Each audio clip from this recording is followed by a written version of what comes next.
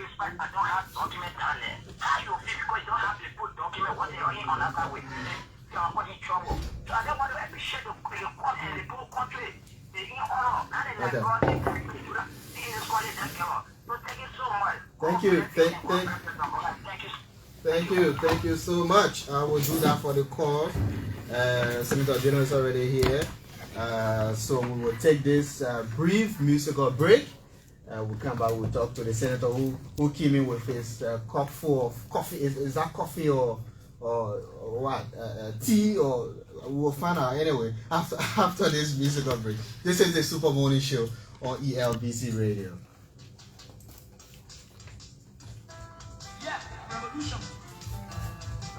Hello. What's up? How's it? Good, good.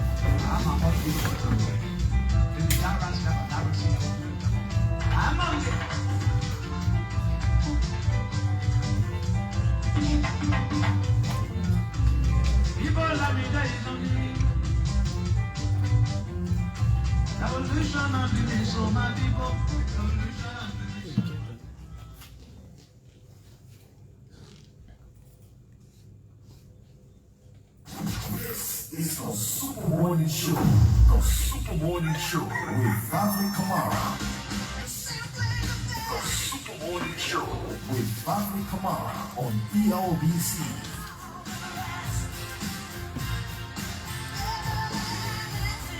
The Super Morning Show.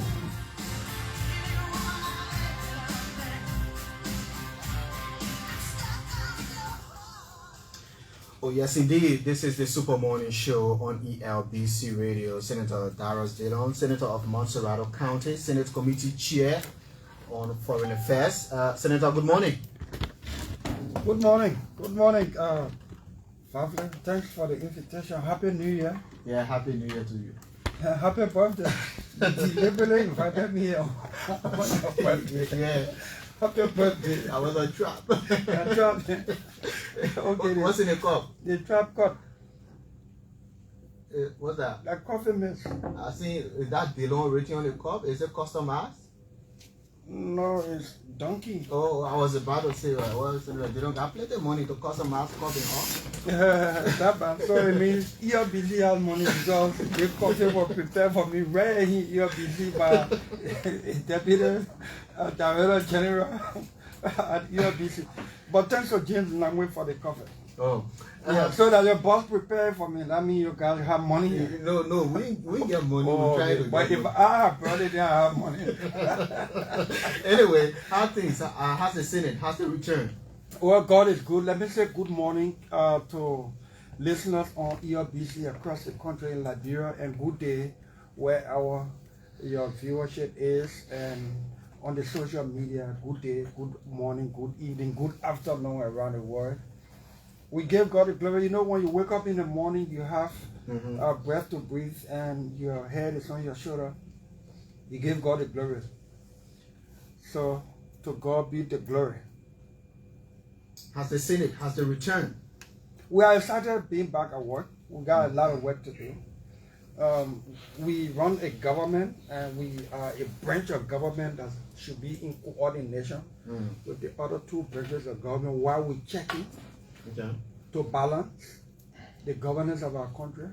But we should always remember that we have one government headed by a president in keeping with Article 50 of the Constitution. Yeah, each branch has its function, but it's a unit of a government headed by a president. Yeah. Since you're the Senate Chair on Foreign Affairs, I want you to put into a better perspective so people can understand what is this latest immigrant visa pause on other countries, including Liberia. I mean, what have you gathered?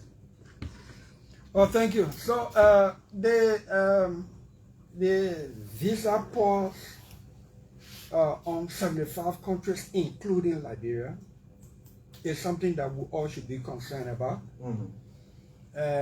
We shouldn't take it lightly, except that we have to be fair with the information. We can understand that the country is politically polarized to the extent that And somebody will even say, oh, hey, I used to do it too when you're in opposition, so I can understand that. The country is politically polarized to the extent that Liberians will be happy for negative news on Liberia and thinking that it will affect just certain group of people. But the reality is, the measure taken by the U.S. government is not based on bilateral or diplomatic relations. It is a measure taken by the U.S. government in line with their immigration policy. So they say, hey, all those who want to come to America to stay, whether for to get married, to get citizenship, to come here to get green card, once you come in to stay, to reside in America, there's a pause on your visa processing until we review our immigration policy on immigrant visa, on immigration into America. If you're going for school, you're going for visit, official or private, business, tourism, you are not affected. So it's not an issue, governance issue with the government of the Republic of Liberia and or including even the other 75 countries. But again, the politics of the day will make us to... Yeah, because some of those countries on the list have very good, as Liberia, have very good relationship with the U.S. Of course, sure. Look, today, if you apply for visa today to go visit, for tourism, for ordinary business, official or private, you will get 3 years visa today. If you were going to America to stay, to immigrate into America to stay, you want green card, you want to go there to naturalize, you are on pause from around the 75 countries, including Liberia. And diplomatically, we continue to engage. But there is not a sanction on the country. There is not a sanction on the government. There is not a sanction on the citizens of Liberia and or the other 74 countries. And I'm speaking as chairman on foreign affairs. I do not need to say what we know in the background, what engagements at high level we have been doing, but I'm speaking as chairman of foreign affairs in tandem with the Ministry of Foreign Affairs, knowledge of these issues. Okay. So the politics will continue to thrive, and so yeah, we can understand that. Since it is a hot topic, I just thought to start you off with that. Yeah, sure. Let's talk about lessons learned from the second sitting. Now that you've returned. You want to go straight to the legislature? Yeah, let's go to the Senate. No, but let's stay on the visa thing small. Because what else? No, it's good because there are people who, understandably for the politics, will be running with it as though it is because of governance issues by the government of Liberia, under the rescue government led by President Weah, the reason for which a temporary pause on immigrant visa issuance has been, placed on Liberia. It's not because of governance issue. It's because America, under President Donald Trump, is reviewing their own laws and policy on immigration into Liberia and into America. Not visit, not tourism, not study, not school business, not private, not training. Not training. No. Not to attend conference. All of those things are not affected. Now, but let's go a little deeper for the sake of a deeper understanding and information and education. An ordinary Liberian citizen who got no attachment to government goes to America and overstay, go on visiting visa, and then overstay, and then find his or her way to get status in America. That's how a government official, the ordinary Liberian. When you do that, you could succeed at the time, but it places a dent on the chance of another Liberian citizen who is not a government official from going to America, because the people got number of visas they can issue yearly. If you pass that threshold, if they get 20 visas to 20 Liberians, ordinary visa, visiting visa, to 20 Liberians, for instance, and you say you're going to America for 2 weeks, 3 weeks, 1 month, if you don't come back, it means you're blocking another 20 Liberian way from going to America. Because they already learned from the experience. They already learned from the experience. That's not government or government official doing it. Does that mean that government officials don't send family, or sometimes people don't travel with family that don't come back? We to do that.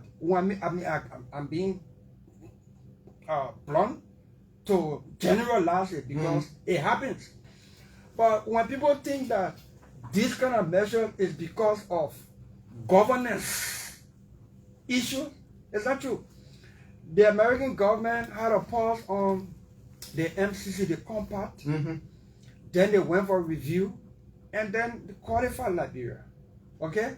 So review is a good thing. It can be a good thing. The outcome can also be positive or negative, depend on the outcome of the review. You understand? So this thing about, the sanction on Liberia, there's no sanction on Liberia. There is no restriction on the government of Liberia when it comes to the visa issue. The visa issue covers all countries of the 75 and citizens of the 75 countries, only because the U.S. government is reviewing its own immigration policy. Now, we could do the same. Any other reciprocity. Exactly. We could do the same. We cannot sit here and fault or blame America for reviewing its immigration policy as to who goes in America to want to live there. We too, as a government and people, a sovereign state, we have immigration laws here. It's left to us to review our laws, enforce our law, implement our laws. Simple as that. So in international relations, nobody is small, nobody is big. You do what you do to protect your national security. Exactly. And acknowledging there are big powers and there are small powers. God will like you on that. There are big powers and there are small powers. You just operate in the best interest of your country and people. But why do you think people politicize, especially people who oppose your government, will take that side and amplify that is of bound? Because people who know, who were here, they know that sanctions were ringing. It is not happening now. But why do you think people run with that's politics? And we can understand and appreciate the politics. There are times, for me, look, I got conscience. There's certain thing I used to do when people donate to me today. I can get there with them. My business is to embrace it. You know what they are level, he can touch you. But me, look, let me tell you something. That one was sleep. And you can hear some people call me apology mercy. I got conscience. I'm a human being. One sleep. Look, it is honorable. It is good character. When you know something wrong and you admit that it's wrong. It is good character. It is honorable. Just because you're honorable does not mean you're not a human being. You understand? Just because you strive to be good or for perfection does not mean that you are not a human being, does not mean that you don't have flaws. But look, it is strength, it is moral strength and good character to acknowledge when you're wrong. But in Liberia, we used to it, so you who got conscience to do it, you don't want to look like you abnormal. So I don't have a problem with, they don't quit to apologize. It's not good to be apologizing, to deliberately know you're doing wrong things, just to go apologize. But if in your good intentions, you slip, it's fair enough, it's correct, I mean, it's honorable to acknowledge. So there are some things we did when we were in opposition, and the people in opposition today feel justified wanting to pay their debt to. I can get that with them. My business in government is to do. The people's business in opposition is to talk. Opposition got talking point. Government should have checklist of things we're doing. Then we'll reduce opposition talking point. Simple. Do you think this government is doing that? Of course, we got checklists. Opposition on top of no more current and stability of current. Current is more stable, far better, and expanding. It's not everywhere across the country, LEC, but it's expanding and it's stable. Government, opposition don't talk about that again. Opposition don't talk about prices of commodities like rice. Let me tell you what they're talking about. What are they talking about? They're talking about job creation and the bread Of course, of course, and we too are talking about it. You heard me, in fact, the whole of 2025, my focus, my fight, and supported by the Senate. Our fight was job for our people. We got plenty of jobs in this country. And I'm still insisting that we can get jobs, we can make the platform available for our people to get jobs in this country. And I found plenty of ways for us to get jobs. You talk me through some of the ways. So, again, then we come back to the issue about work permit for job for non-Liberians versus job for Liberians. So, and this first quarter sitting of the third session of the 55th Senate, apart from pushing reform bills for passage into law, my key focus will be robust oversight with key priority on the labor ministry for us to do. You are about to fall into some kind of trouble with the labor ministry. There's no trouble. There's no trouble. Bend your friendship now? But the friendship was never about personal issue. We can do all the things, we won't get our people jobs. We have not really done much. But you see, we're creating jobs, but we are not selling the way we're creating the jobs. The more roles we construct, the people contracted to do those roles are job creation, the provision of jobs. When we ratify concession, and this concession will bring job. If we don't get most of the job up with work permit issue, we will be creating jobs for our people. So let me come back. So let's have a conversation. Do you imagine, or can you imagine how many foreign-owned stores across Liberia? Can we just place a number of here? Because I don't think we can do that. No, there's so many. Can we just guess 50 stores, 100 stores, 200 stores? Let's just put a figure, a conservative figure. Across the whole country, say we have 1,000 foreign-owned stores. Yeah. Imagine if we don't get work permit for 1,000 store boss in the foreign-owned stores, and we make sure that Liberians be the store boss. Be the store boss. So for example, a store may have say 10 persons as store boss. Yes. So you have 10 Liberians. So your argument is yes. Only the owner of the store should be a non-Liberian. Yeah, no, certain position in the store, I don't have problem. We got to understand that people bring their investment. They have right. The financial person. They have right to protect their investment. We got to understand that. But there are plenty of low-hanging fruit jobs that we don't need any foreigner. And I'm not being xenophobic here. My role as a national policy leader is to provide the environment and create jobs for my people. So if we enable the law for you to do business in Liberia, that business too must not only make profit here, it must also create jobs for our people. So imagine, just take 1,000 stores across the country. I know there are more than 1,000 stores. Yeah. But if you took 1,000 foreign-owned stores across the 15 counties of this country, and place 1,000 Liberians as store boss, you have provided and created 1,000 jobs in the labor market in the private sector for Liberians. Imagine all the foreign businesses, concessions, companies, NGOs in this country. Imagine the fleet of cars that they have.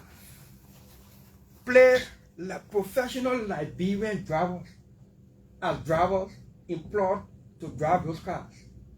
You have, and I can bet. So what are you saying? Why are you saying And this? I can bet that over 2,000 to 3,000 cars owned by companies, NGOs, and these businesses, foreign businesses in this country.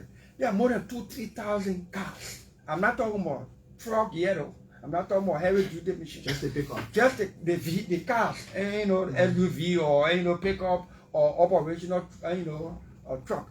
Postman, place professional Liberians, professional drivers who are schooled in driving with updated driver lessons.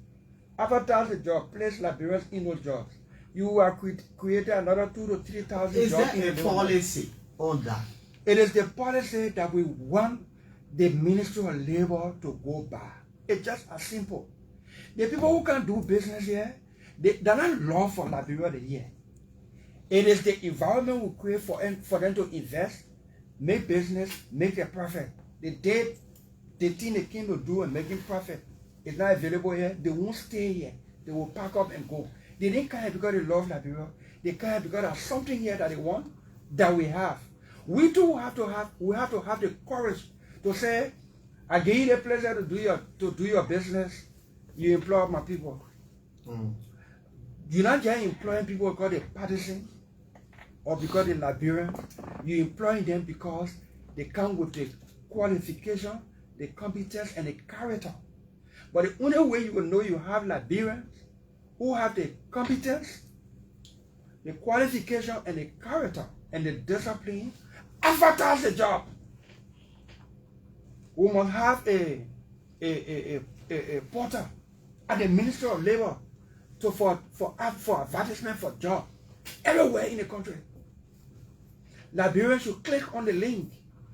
The labor law that we enacted says before you give job to non-Liberians, work permit, simple thing, just ensure that the job vacancy is advertised. And the proof of the advertisement must be by newspaper publication, it must be by radio announcements, and it must be shown that it was published on 2 Liberian websites.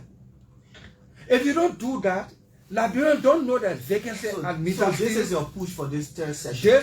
This third session, the first quarter, in tandem, in collaboration with, in coordination with the Labor Ministry. So it don't come across as being combative. The first quarter of the year, the Labor Ministry will have to tell us how many jobs we have in the labor market. Is it a problem of getting data of how many jobs the government is creating, for which it seems Liberians don't have jobs, or unemployment rate is high, or is it that actually jobs aren't there? No, jobs are there. We don't have plenty for jobs, but we have jobs there. We will be encouraging. My point is data dispels. Exactly, that's the point I'm coming to. We will be encouraging and working with the Ministry of Labor. Thankfully, I am a member of the Labor Committee of the Senate.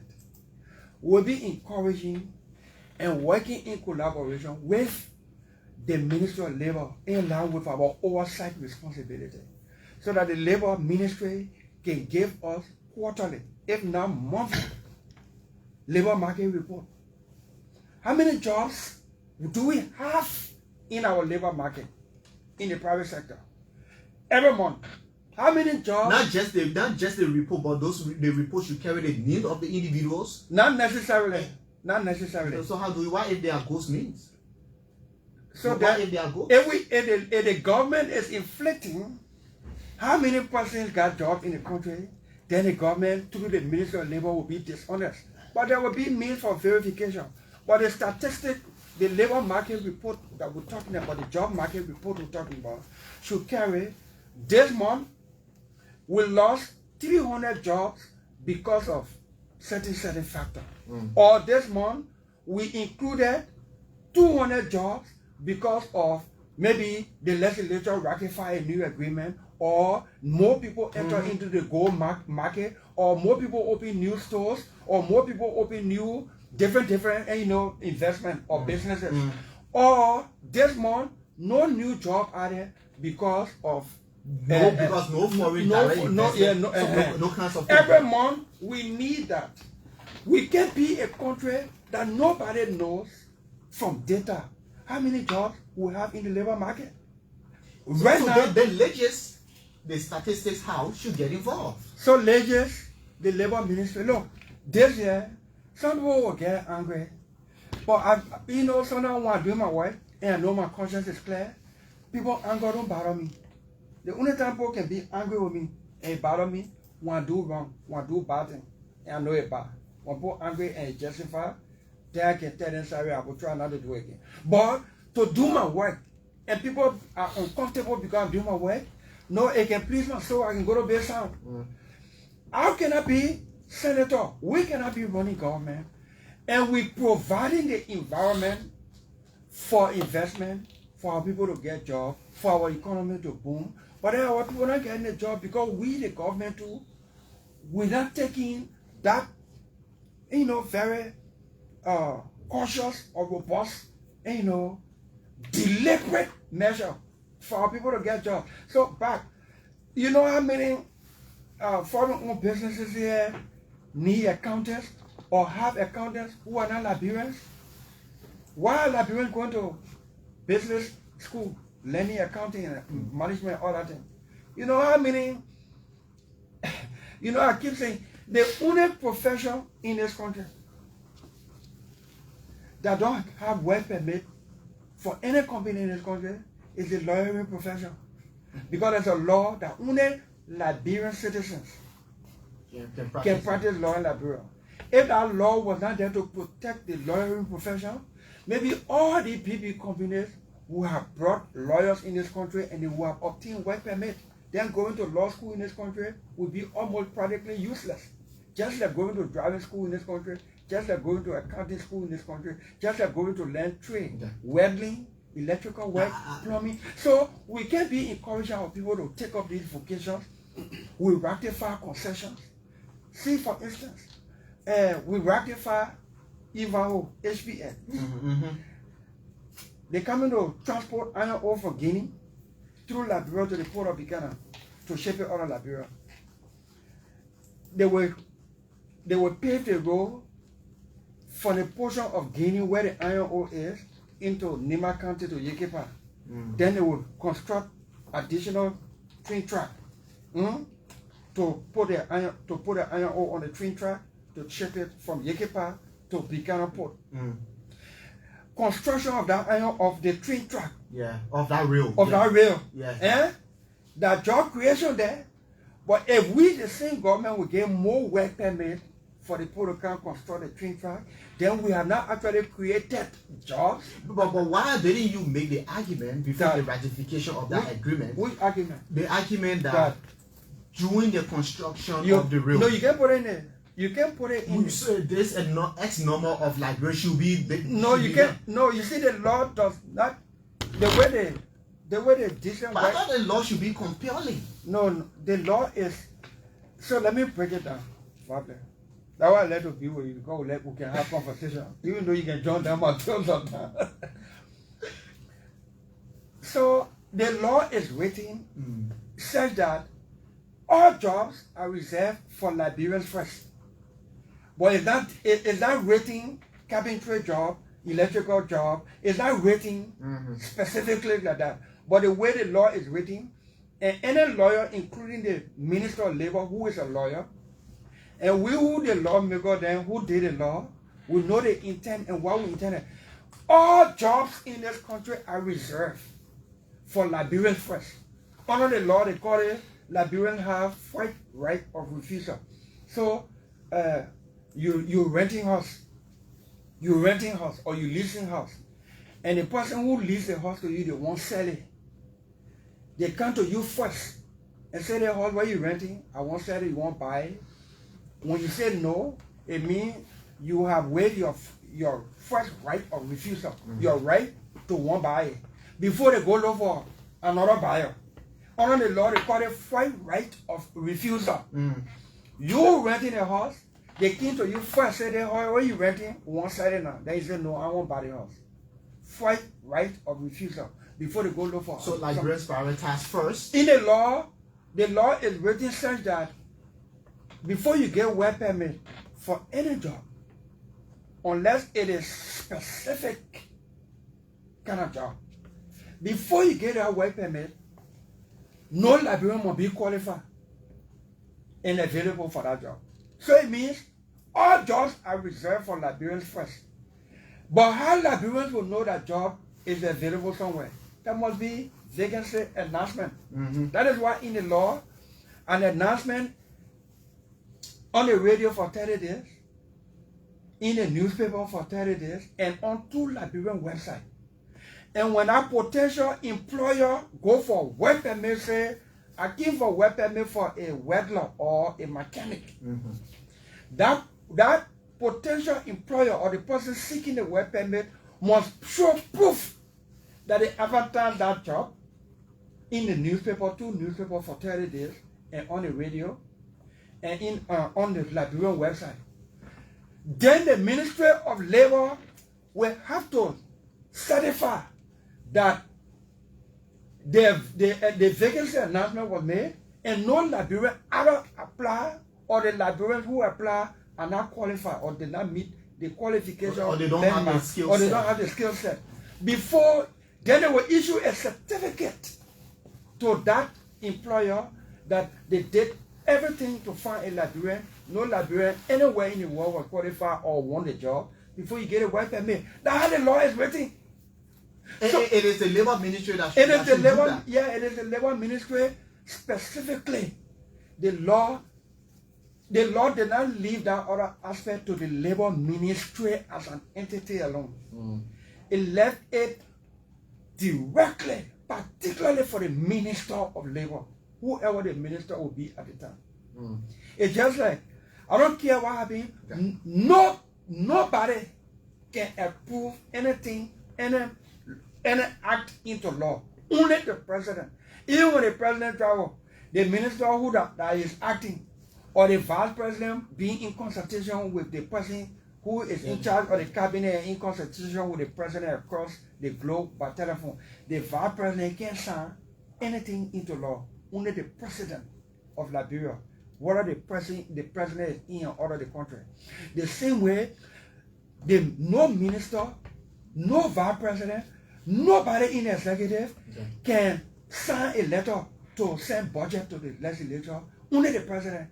Nobody in the executive, including the vice president or ministers, can sign any letter to send anything like concession agreement or for a financing agreement for ratification.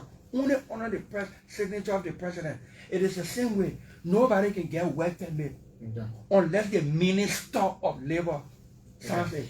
And the Minister of Labor has plenty of things to clear up before they issue the work permit. And that has been our argument, and that has been our oversight rule. And it will intensify this year. This year? Okay. Oh yeah, but we'll So do it so that it does that doesn't come across as combative, so it doesn't come across as, no. But So you're doing it differently this year? we'll do it the same way. Robust, Liberian will get job. But it shouldn't come across as combative. Okay. Is that institutional alignment? The Senate, since you're part of the Senate leadership, does the Senate buy into what you're saying concerning the whole work job creation thing? Of course. So, Bossman, so what will ratify the concession agreement? Okay. When you ratify the concession agreement, they say their agreement, their concession will provide or create 1,000 jobs. It will get 300, 400, 600 work permit out of the 1,000 jobs. How many jobs have we actually created out of that concession agreement? Okay. So the Senate invested in it, and we're going to champion it even more robustly.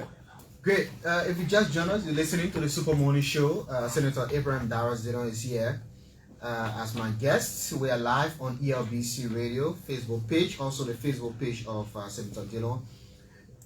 let's take the second half of this interview, Senator, and look at the Port Regulatory Agency bill. You know about it. Yes, having yes, the ports autonomous. Yes, I do know. What's your position? My position is that we should decentralize and look, reform, change, transformation is tough. It's risky. But if you don't take risk as a people and country, you don't transform, you don't reach there. Everything you want to do in this country for reform and change, for progress, almost everybody can say they think you're good. Plenty of people can say, but you're not timely. They think good, but you're not timely that won't get all here. We stagnated as a country for decades, if not over a century. They think yeah, it's good, but you're not timely. The other one is good, but they're way here. That's not the time it's good. That time to benefit from that good thing we never reach, it would not start it. What is good on this? What is good in this bill? So what I intended to do is to say that I support this bill. I voted for this bill. It is good for the country. It will cause migration from Monterrey. It will empower these counties and the people in those counties, not necessarily the tribes people, the residents of those various counties. It will bring about fair competition. It will bring about growth and development. But as a leader, one of the leaders in leadership in the Senate and in the legislature, we have passed this bill. We passed it before the president had some concerns. We went back as the two chambers.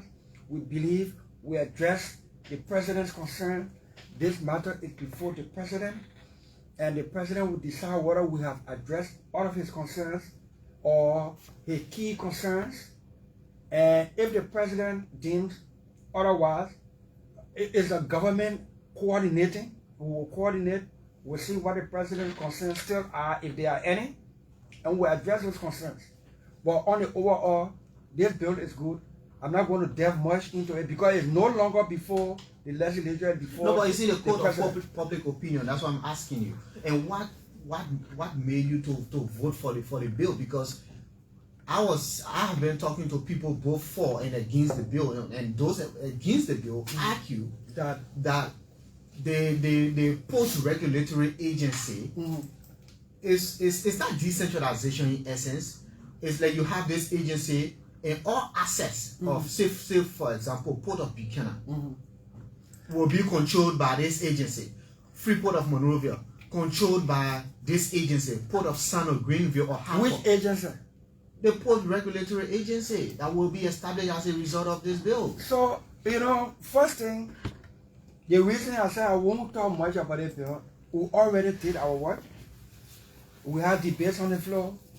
When we're debating in the legislature, all these cameras are there. They're looking for who is hasty at their friend rather than the substantive issue we are debating. All media institutions are assigned at the Capitol building. They go to session. They are more concerned, and I will put myself in trouble by saying this, because sometimes the truth can hide. Just how you can tell the truth, it can help for to do better.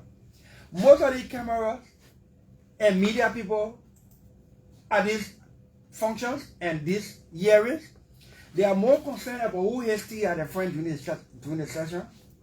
They are more concerned about who dressed the way they dress, rather than the substance of the discussion we're having. Okay? He asked for the argument. Oh, Senator Dillon, Senator Nyombi, Kanga Laurie. But that is a theory. No, please. Go there.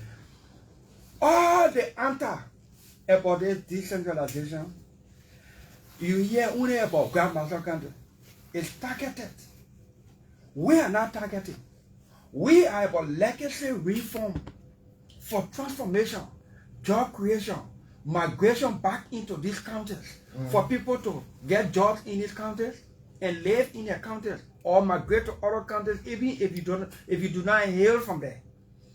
But you hear the propagandists and the politics. Oh, nobody guys, Laurie one side, the Port of Buchanan, Dillon and Nyombi. Sometimes we just need to laugh. But as national leaders, these things can bother us when they kind of mindset. But it can be funny. So they put autonomy thing, decentralization.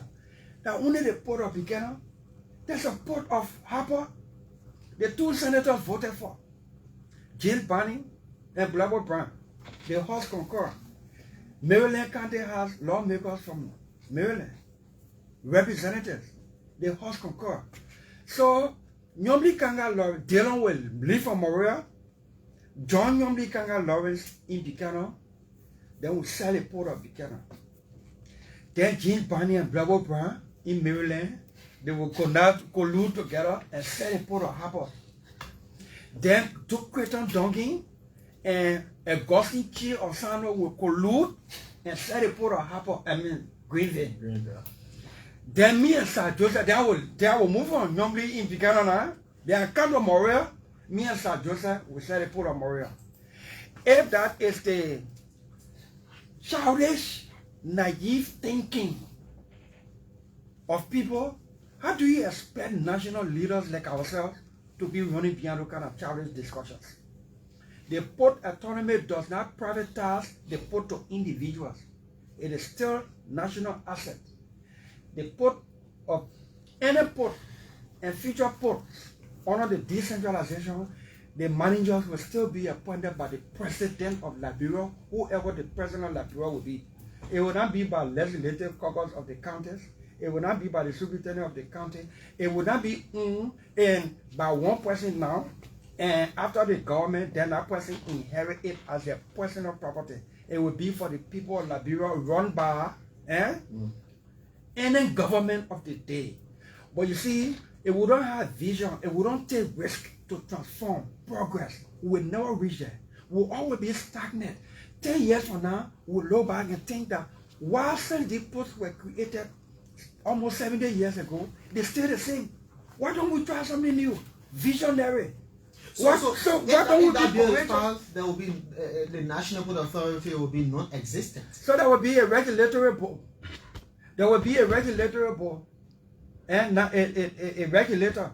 But each port will have its own management and not reporting to another port.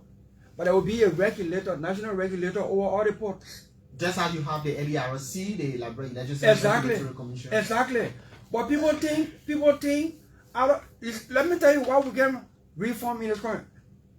In 2008 on Madam Salif. I know I got to go to session. In 2008 on Madam Salif, some lawmakers, to date, what we said, LPRC does not operate. Since 1978, LPRC has not been enacted into law as a national entity. There is no law that tells you why that gave the president of Liberia authority to appoint anybody at LPRC. Since 1978 to date, where we said LPRC has been operating on an articles of incorporation, which makes it a private public entity. Nowhere in even that article of incorporation, no law has been enacted to say this is the scope, function of LPRC, and these are the management and who can appoint who at LPRC. But it has just been like that traditionally. Right now, even at the NPA, the Freeport Moreover, beside the board, the president appoints a managing director and deputy, and those senior management people, they walk to work the same meaning. No confirmation, no Senate, and confirmation. In 2008, some lawmakers, I don't know, on their own, decided that they will review the NPA Act to qualify some things there and cause the managing director and top management people to be nominated by the president and confirmed by the Senate before they can be appointed in government at NPA. And they will review and do LPRC into law to give scope of authority to the government and the president to appoint people there. Harry Greaves, peace be to his ashes, was managing director at the time at LPRC. George Tubman, peace be to his ashes, was managing director at NPA at the time. They both of them saw those reform bills as an attack on their authority. As far as the thought and held, Weah Why they want to change the thing and that we don't want the targeting. They fought it. Interestingly, sadly, the very people who put a reform bill in a house, in 2008, they abandoned it. Maybe people love it with them, or maybe they abandoned it. We are in 2000. It's still there.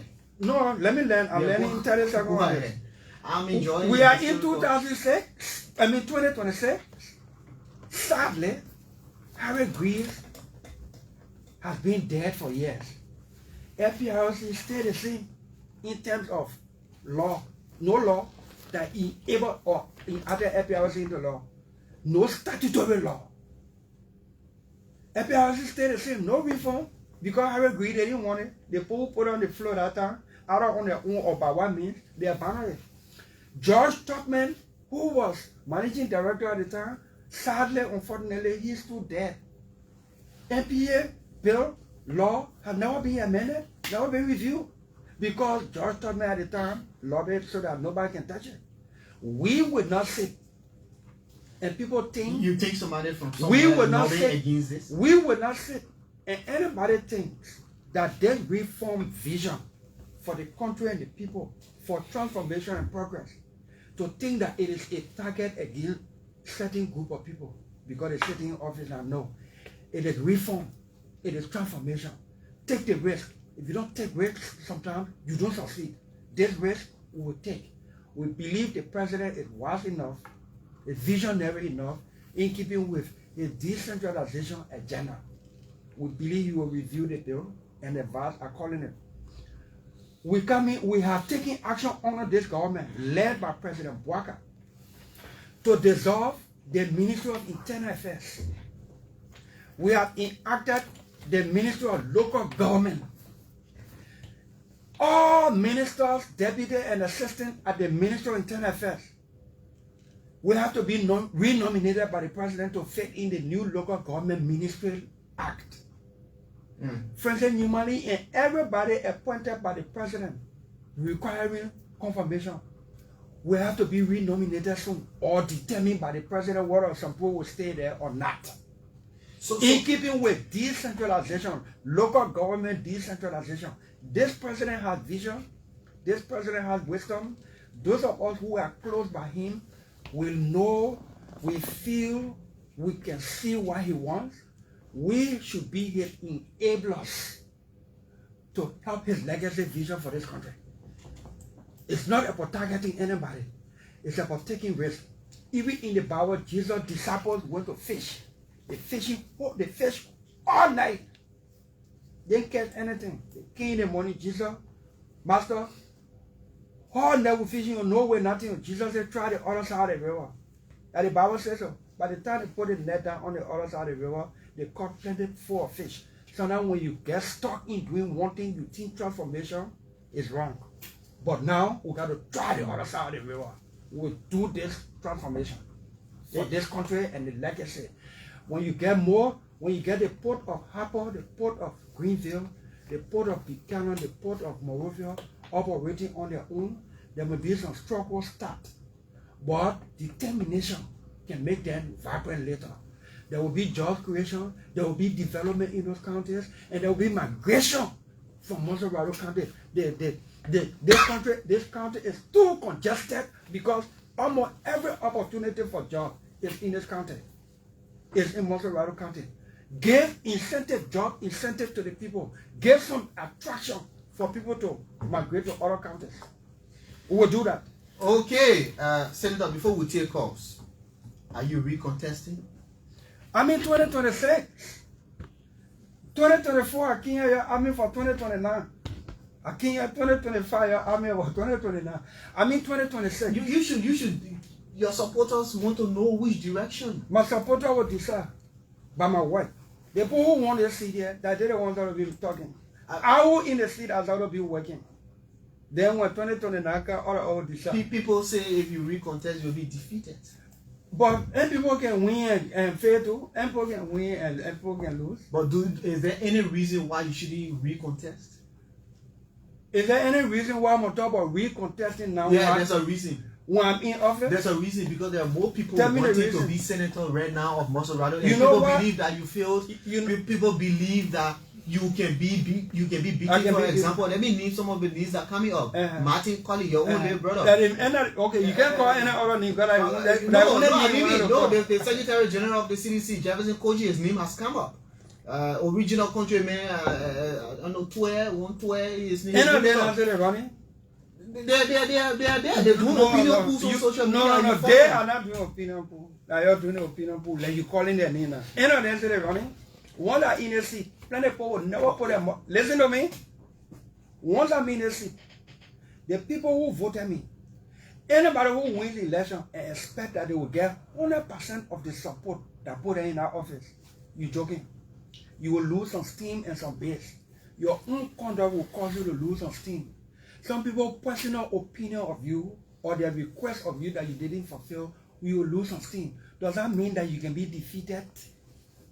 Does that mean you lose steam even below 80-90%? Do you have the cards? Listen to me.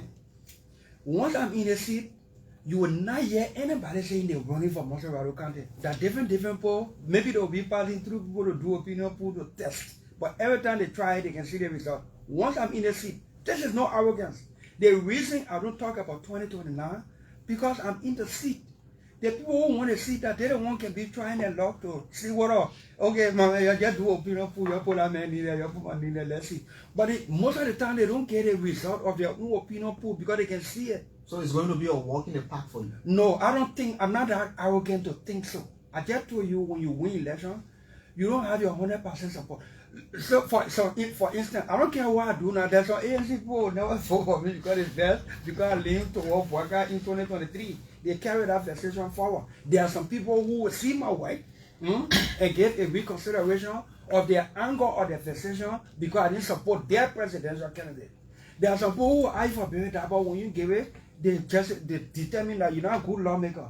But there are some people who will see you fighting collectively for jobs for people. We say this is the function of a lawmaker. So I'm in that seat.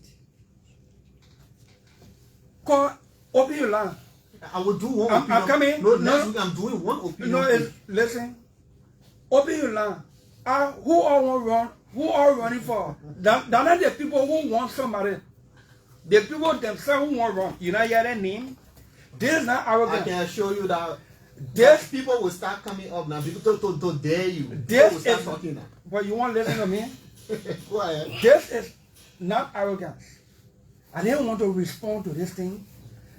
When we're in 2026, from 2024, by the time we inaugurated this government, you started asking about running in 2029. I saw that as distraction. I'm in the office to work, not to look for my next election. The people who want to run, that they don't want to be looking for my action or my inaction to pay whether it's positive or negative, to use it to campaign against me. You not hear anybody say they're running for Maserado County? Since 2024, you have been asking me, you running 2029, 2025, you running 2026, January, you asking me? You not hear anybody with their own word say, I'm a candidate, I'm looking forward to running 2029 in Maserado?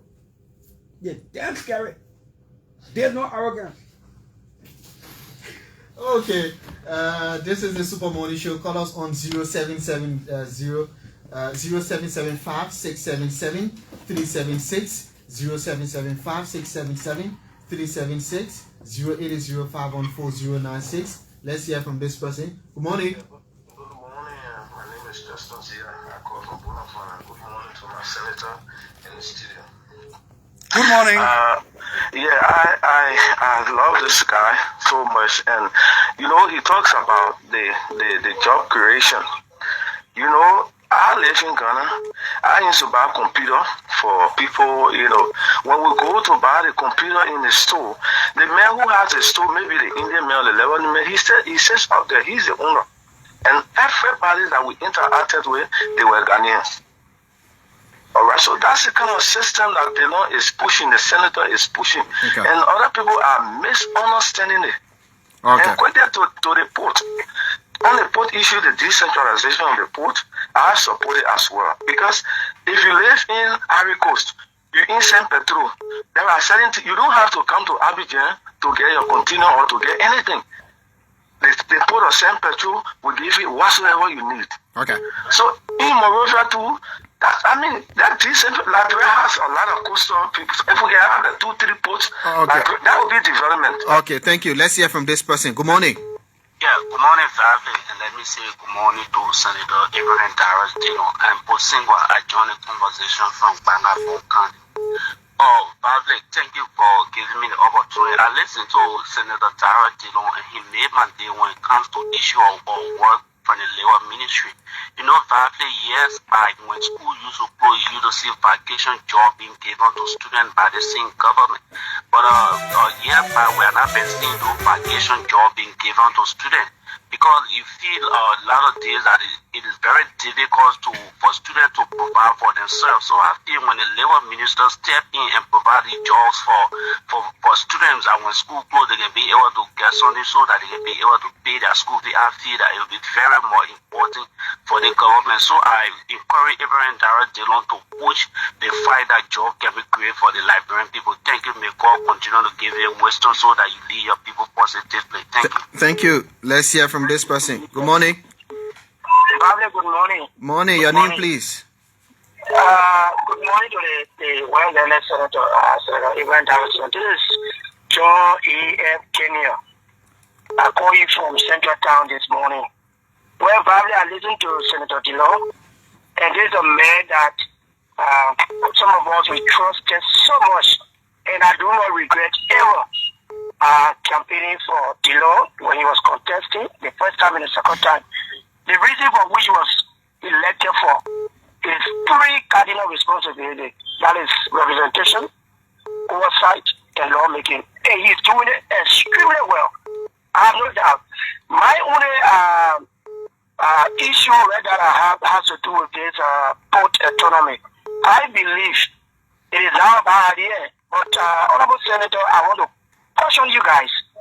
What we need to do is put all of those agencies together that are responsible of getting together to review the law that created this port and other ports, so that at the end of the day, if there be a reform, that can happen. It does not stop the development. Okay, thank you. Let's hear from this person here.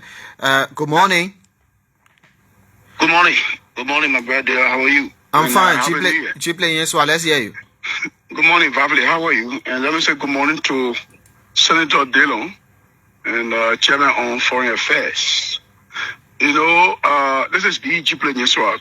Senator Dillon, congratulations and Happy New Year. Thank you so much for what you do for country. Thank you, my brother. Vavle, the deliberation of Senator Dillon relative to labor issues. Look, Vavle, the perspective of public administration and governance, the issue of budget is not about bread, butter for the Liberian people. It's about providing services for Liberian people. It's to bring investors in the country. So when the investors come, then are you talking about the bread and butter matter? Liberian people will get jobs. Look, Senator Dillon, please, kindly, let's do our laboratory. Do your SOS, security or security. Engage these investors, you know, on a secret basis, and see who those that get jobs that should not be given to them by Ministry of Labor, only because of soft interest. So they can, you know, the best thing to do to Senator Dillon is to catch vote, no confidence, and so we all saying one thing over and over and again and no result. Take for instance, today the Liberia traffic management team is on the ground giving driver lessons, and the Ministry of Transport leak on it, that responsible for such, is giving lessons. Today, I can remember the House of Representatives, I don't know if you guys concord, which is the Liberia Senate concord with them, in terms of putting stuff to them, and the right executive up to present, the traffic management people still working.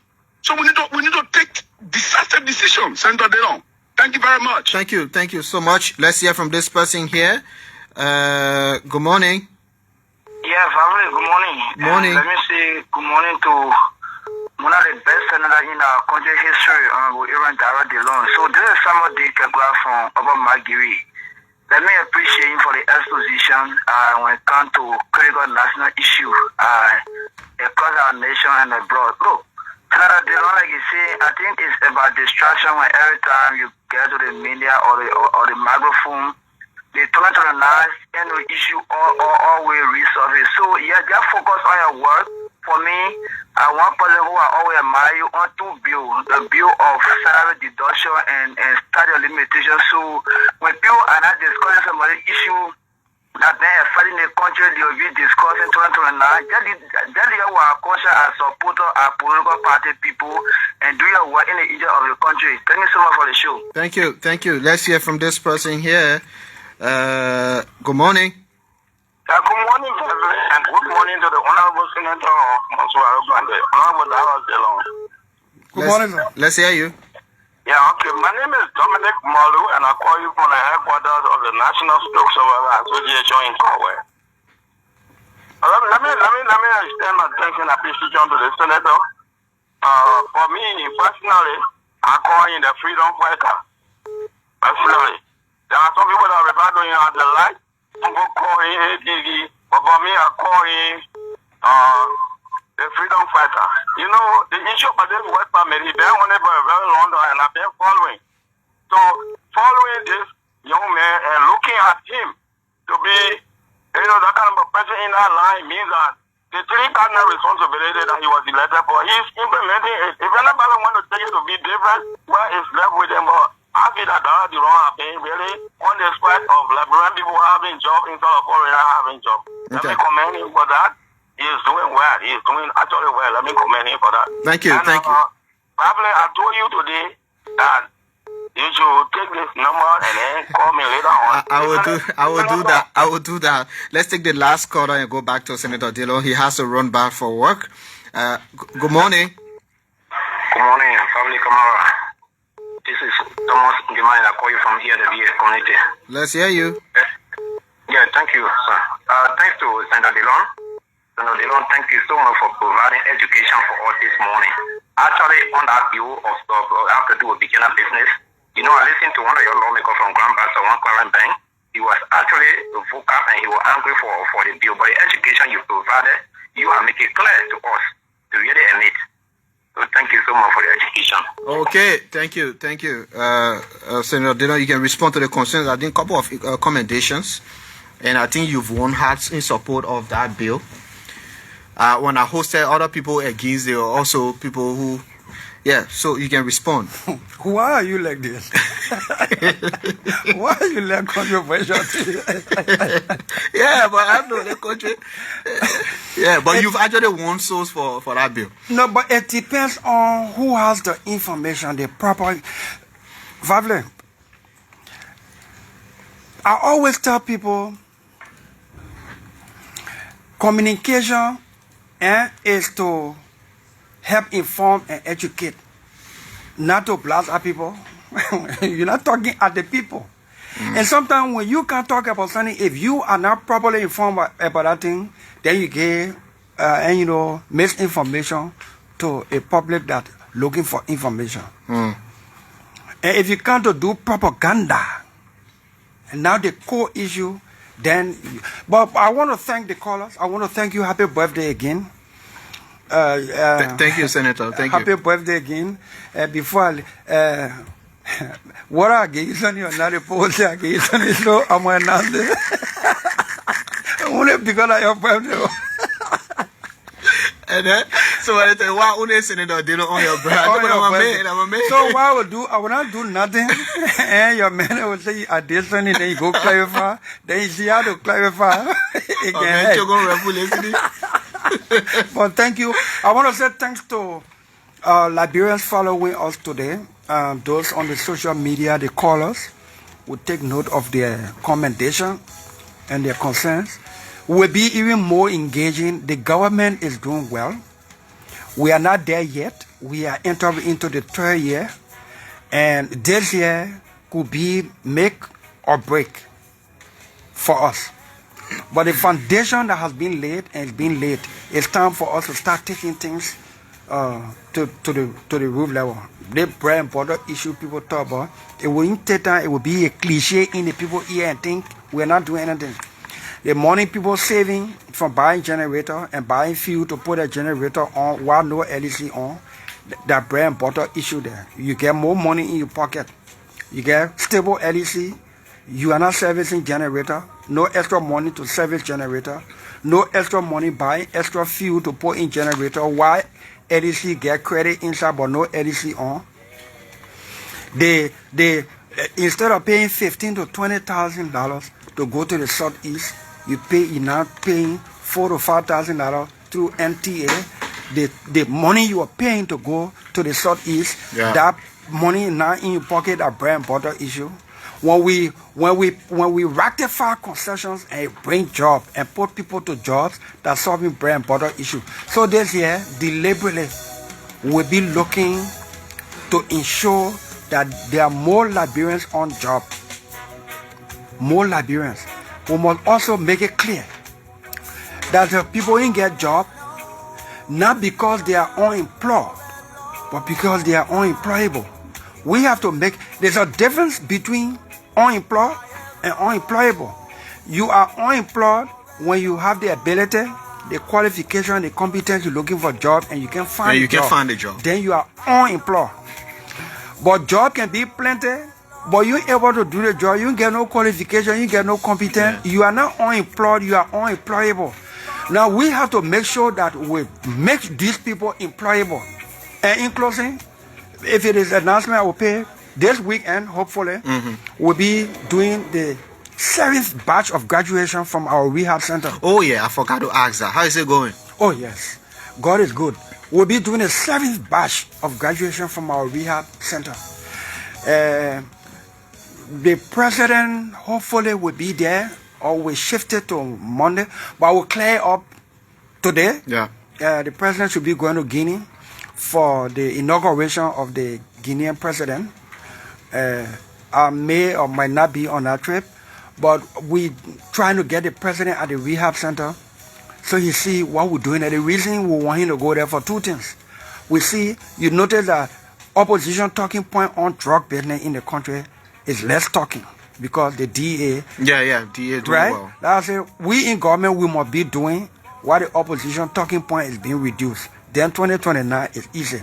Now the reason I'm inviting the president to grace that graduation of the 7th batch at that rehab center, not only because of my connection to him, it's because he dedicated, he made official remarks when we opened that center in 2021, when he was former vice president. And when all of you were in opposition. Well, all of us were in opposition. So now we in government, we're not running government. It's good for him to go see what he, Let me ask you, you and the president, when in opposition, you people are already close? Because people saying, Senator Dillon and the president more close now that they in power than they were in because opposition. He saw genuineness when he was former vice president. Okay. He saw genuineness in some of us, including the president pro tem. So now if I go to the president's birthday party, the way he president, we can laugh about it because he knew we really used to go to his birthday and celebrate his birthday when he was not president. When I play park with plenty people at the time, I don't go there now because sometimes I see go fancy walking. Genuineness was when he was not president. So the president knows genuine people. Our senator, listen, even if I would tell another family, I deliberately ask people, you're too close in government. The old man knows genuine people. And even in government, you know what it means to say, Mr. President, the other one, you're not correct. I will not agree. And you can't sugarcoat it. You can't sugarcoat it. He sees genuineness. And those are the kind of people leaders need around them. Look, let me tell you something. I disagree with President Bouaka in March of 2024. At that time, he had not published his asset. And I said I was disappointed. Because we promised the people we declare and publish. Even if the law does not require us to publish, when we're campaigning, we say we'll publish our asset in the spirit of transparency. Listen, in March, before I made that statement, I have spoken to the president privately 2-3 times, and the legal people were advising the law, blah, blah, blah. I said, let's go beyond the law, publish your asset, lead. Listen, we were scheduled to go to South Korea. And I made that statement publicly after 3 months of quiet talking, private talking. And I was on the radio, I said, I'm disappointed in the president. Some people talking, they're not talking against the president. My name was already on the list for us to go to South Korea. 1 week to that trip. And I made a public statement about my disappointment in the president. He heard my statement. They published the asset, and I was still on that trip. I was seated by the president from Liberia, straight to South Korea, and back, in the same compartment on the plane. And we talked father and son, senator and president, governance issue, check and balance issue. And another leader, another president, you need on that list. So the reason I knew straight. So the reason I brought it up is to say this man loves truth-telling, courageous people around him, genuine people. I think all presidents do. No, not all presidents. All presidents do. Not just president. Plenty of leaders here about truth. From 2017 run off, when Councillor Brunskin was no longer in the race in 2017 with Liberty Party, I look at George Weah and Bwaka. I chose Bwaka. Since 2017 run off, I never turned my back on President Bwaka, on Joseph Bwaka, even when he was in opposition as former vice president. As senator, I went to Bwaka place and sat on the ground to project his elderliness and wisdom as our African tradition. Some people will use that picture to say, oh, look at Dillon sitting on 2019. After 2019 election, I went to Bwaka sitting in his rehab home as senator, and I sat on the floor to pay respect. They say, oh, they went against he just want to use the omen for 2020 election. After 2020 election, when I was in my 9 years, after 2020 election, I went back to Bwaka. I sat on the floor. When it was time to make decision between who will lead CPP, I made a profound statement that plenty of ANC people don't forgive me about today. That it must go to primary. If we can't find common sense for Bwaka and Cummings to run in keeping with the wish of the people, if we must go to primary to choose, I would be leaning toward Bwaka. Because I knew him. I know him. I know his heart. I don't see it, but from his action. Bwaka not greedy. You don't see that papa with gold chain. You don't see him with gold watch. You don't see him with gold ring. The papa is simple. That is why people misconstrue his statement and say, even if I have to ride with power to work, all right, it does not literally mean that the president of Liberia will ride with power, but he's saying any means that takes me to work, I will go to. So maybe that we the one around the papa or people around the papa can take advantage to be doing all kind of things. That man, let me tell you one phone before I go. I know suppose that papa. So he get a left for $10. He start calling people. I see you long time. Okay, is that me? He get something. When he finish giving all something, he know how much he get a person, he know how much, or he know how much he get Vavle when he broke. Then you will go there now. He said, Mr. President, he said nothing here. Vavle King again father he start posting the secret. Because the old man just pure hearted. That's him. So we have a duty to fight to give him legacy for the country. Bwaka, if we continue like this, with the kind of plans we have to push for this year and going forward, Bwaka will end up leaving Liberia in our modern day and age as one of the best presidents ever. And people will wish he were younger again, so he could have more time. I want to thank you. Thank you, Senator Dillon. My name is Rafli Kamara.